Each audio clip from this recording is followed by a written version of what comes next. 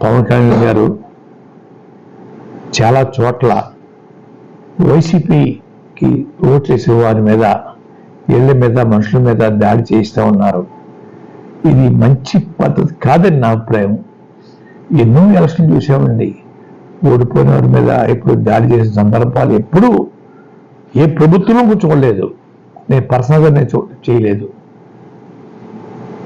కానీ నిత్యం పౌర్ణమి ఉండిపోద్దని అనుకోకుండాయ్యా, అమావాస వస్తుందన్నయ్యా, అమావాస కూడా తర్వాత పౌర్ణమి వస్తుందన్నయ్యా. దయచేసి మీ పార్టీ వారికి, తెలుగుదేశం పార్టీ వారికి సూచనలు ఇవ్వండి. తప్పు ఏది కూడా శాశ్వతం కాదు. ప్రజల దయతోటే ప్రభుత్వాలు ఎన్నుకోబడతాయి. అంత మాత్రాన మేము హీరోలు, ఈ రాజ్యం మాది, ఈ రాష్ట్రం మా ఇస్టేట్ అనే భావం పనికిరాదని దయచేసి ఆ దాడులు ఆపించే కార్యక్రమం సీరియస్గా తీసుకోమని కోరుకుంటా ఉన్నాను. చేయని కోరుకున్నాను తప్ప ఎవరి ఒత్తిడితోటి ఇది త్వరగా చేయలేదండి. నా ఒత్తిడి, నా రిక్వెస్ట్ తోటే నేను చేయించుకున్నాను తప్ప అయ్యా వేరే ఎవరు ఒత్తిడి ఇందులో లేదని తెలియజేస్తా ఉన్నానండి. గతంలో మా అబ్బాయి పేరు చల్లారావు నుంచి గిరి మార్చుకున్నాడండి. అది 3 నెలలు పట్టిందండి. చూశాను.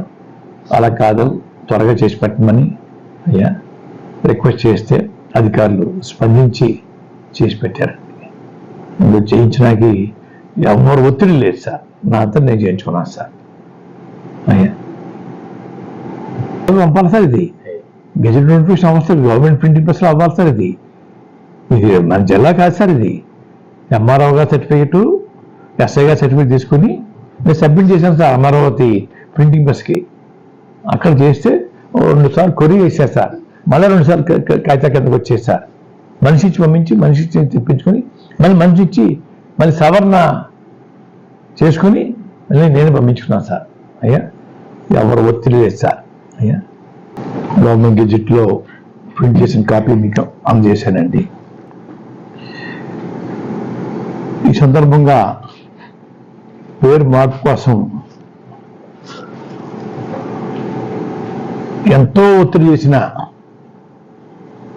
కాపు బలిజ యువతకి,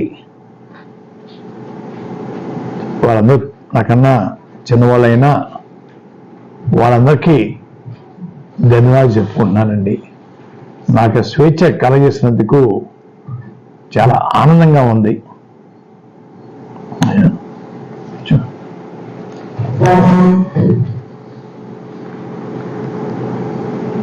గతంలో జగన్ గారి పాలనలో నేను ఉద్యమం చేయటం లేదు అని పవన్ కళ్యాణ్ గారు తరచూ మాట్లాడుతూ ఉండేవారండి. నా ఇమేజ్ పెంచుకోవడం కోసం ఉద్యమం చేపట్టాడు తప్ప నేనే లాభం పొందాను అనే మాటలు ఎక్కువగా వచ్చేవండి. నేను చేతకానివాడిని, అసమర్థుడిని, అమ్ముడు పోయాను కాబట్టి ఆ రోజు ఉద్యమాన్ని కొనసాగించలేకపోయిన పవన్ కళ్యాణ్ గారు, కాపులకి నేను వారి కోరిక నెరవేర్చలేకపోయాను. మీ చేతిలో రాష్ట్ర ప్రభుత్వం, కేంద్ర ప్రభుత్వం కూడా మీ చేతిలో ఉన్నాయి. కాపుల యొక్క చిరకాల కోరిక తీర్చే అవకాశం, తీర్చే దమ్ము, ధైర్యం మీకు ఉందని నేను అనుకుంటా ఉన్నాను. ఆ దిశగా మీరు తలుచుకుంటే కొన్ని రోజుల్లోనే రాష్ట్రంలోనూ కేంద్రంలోనూ ఆ రిజర్వేషన్ ఇప్పించగల సత్తా మీకు ఉందని నేను భావిస్తా ఉన్నాను. ఆ దిశగా ప్రయాణం చేసి మిమ్మల్ని ప్రేమించే కాపు బలిజ యువతని సంతోషపరచమని నేను కోరుకుంటా ఉన్నానండి. అలాగే మీ చేతిలో రాష్ట్ర ప్రభుత్వం, కేంద్ర ప్రభుత్వం మీ చెప్పు చేతుల్లో మీ మీ అండతో ఉన్నాయి కాబట్టి ప్రత్యేక హోదా కోసం ఒక అడుగు ముందుకు వేయమని నేను కోరుతా ఉన్నానండి. అది కూడా సాధించాలండి. యువత చాలా నిరాశ నిస్పృహతో ఉన్నారు. ఆ రోజు ఎక్కువ మెజార్టీ ఉండటం వల్ల బీజేపీ ప్రభుత్వం జగన్ గారి కోరికను మన్నించలేదు. ఈరోజు మెజార్టీ తగ్గింది కాబట్టి మీ ప్రభుత్వం యొక్క అండతో కేంద్ర ప్రభుత్వం నడిచే పరిస్థితి వచ్చింది కాబట్టి మీ మాటకి చాలా విలువిస్తారు కాబట్టి ప్రత్యేక హోదా కార్యక్రమం మీద కూడా దృష్టి పెట్టమని, మరొకటి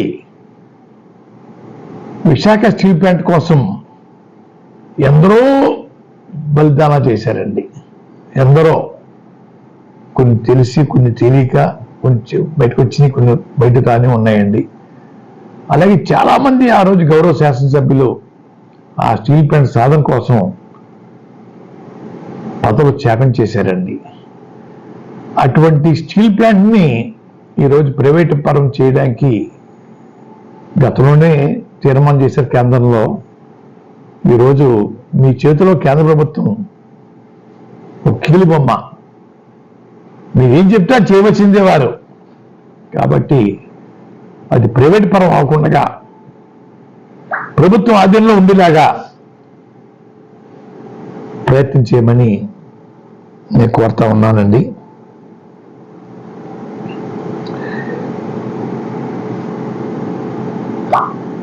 గతంలో ఎన్టీ రామారావు ముఖ్యమంత్రి అయిన తర్వాత అండి సినిమాలో నటించడం పూర్తిగా మానేశారండి. అది చట్టం ఒప్పుకోక అన్నది నాకు తెలియదు కానీ రూల్స్ పూర్తిగా మానేశారండి ఆయన.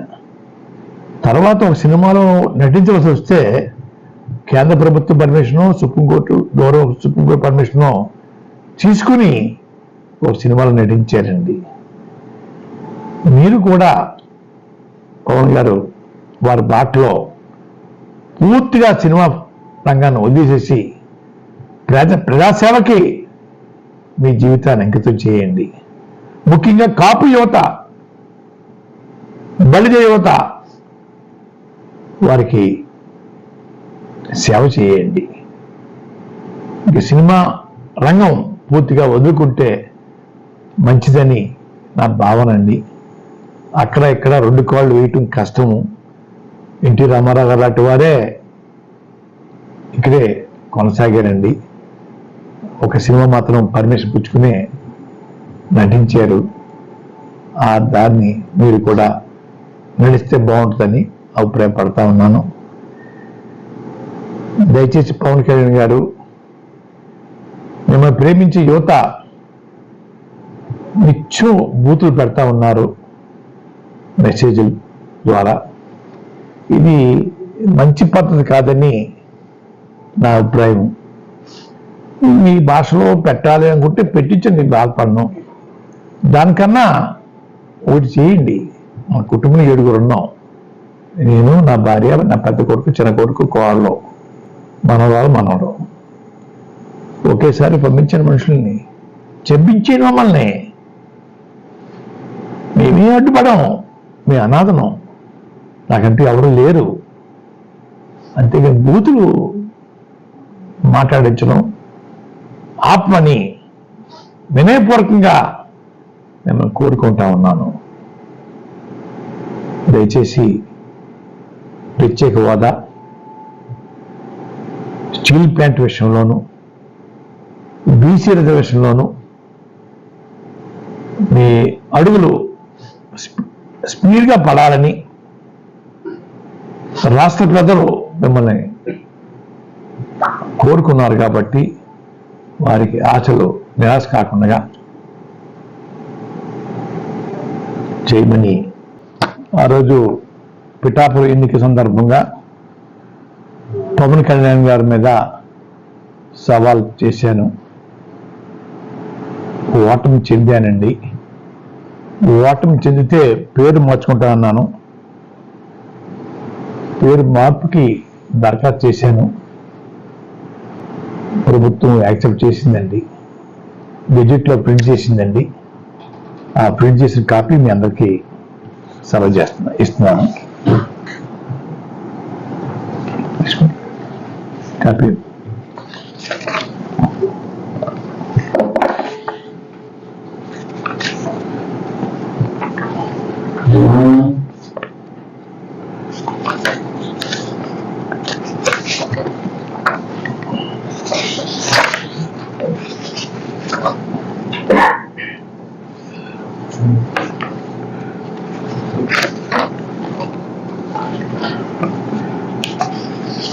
రమేష్ గారు.